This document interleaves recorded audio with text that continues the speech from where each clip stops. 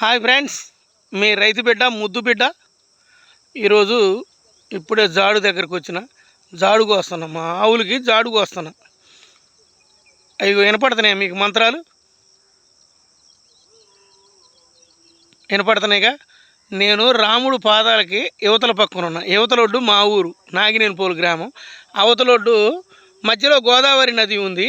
Just ఎంత ఒక అర కిలోమీటర్ మందం ఉంటుందిలే, కిలోమీటర్ లోపు. అవతల కొండ మీద రామచంద్ర ప్రభు ఉన్నాడు, యువతల గట్టు మీద నేనున్నా. అయితే రాముడు పాదాల దగ్గరగా మంత్రాలు వినుకుంటూ గడ్డి కోయొచ్చని ఈ చేను కౌలుకు తీసుకున్నా. ఇప్పుడు మీకు విషయం అంతా ఎందుకు చెప్తున్నానంటే, మీరు ఎక్కడెక్కడ సుదూర ప్రాంతాల్లో ఉన్నా సరే, ఇప్పుడు వేసవి సెలవులు వచ్చినాయి, భద్రాచలం శ్రీ సీతారామచంద్ర స్వామి వారి దర్శనానికి రండి. ఉదయాన్నే దర్శనం చేసుకోండి. ఆ పక్కనే భోజనం టికెట్లు ఇస్తారు అన్నదానానికి. రామచంద్ర ప్రభు ప్రసాదం 12:30 గంటలకి ఖచ్చితంగా అన్నదాన సత్రంలో అన్నం పెడతారు. ఆ అన్నం తిని అక్కడి నుంచి ఖచ్చితంగా కొద్ది యువతలకు వస్తే చిత్రకూట మండపం ఉంటుంది. ఆ చిత్రకూట మండపంలో రాముడి యొక్క కళా వైభవం, ఆయన యొక్క పరిపాలన వ్యవస్థని మొత్తం కూడా మనకి చిత్రాల ద్వారాగా చూపిస్తారు. అంటే పెద్ద పెద్ద చిత్రాలు వేసారులే. నేను కూడా మొన్న పోయినప్పుడు గుళ్ళో చూసిన. అవి చూడండి. అలాగే కొంచెం వెనక్కి వెళ్ళారనుకోండి, అటువైపు మొత్తం ఏమంటారు ఫోటోలు, రాముడి యొక్క ఫోటోలు అవి అమ్మే కొట్లు అవి ఉంటాయి.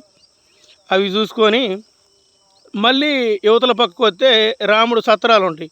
ఆ సత్రంలో 1 రోజు 2 రోజులు విశ్రాంతి తీసుకొని మళ్ళీ రాముడు దర్శనం చేసి మీరు అక్కడి నుంచి ఒక 35 కిలోమీటర్లు ఉంటుంది, అక్కడికి వెళ్ళండి. పర్ణశాల.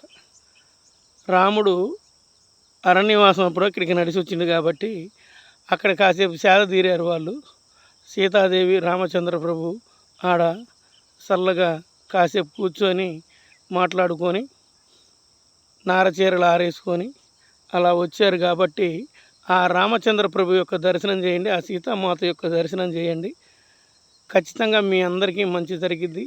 అలాగే మీరందరూ కూడా ఖచ్చితంగా భద్రాచలం రండి, రాముడు దర్శనం చేయండి. జై శ్రీరామ్, జై జై శ్రీరామ్. ఈ వీడియో మీకు నచ్చిద్ది. ఖచ్చితంగా మీ రైతు బిడ్డ ముద్దు బిడ్డ లైక్ చేయండి, షేర్ చేయండి, సబ్స్క్రైబ్ చేయండి, మర్చిపోకండి. జై శ్రీరామ్.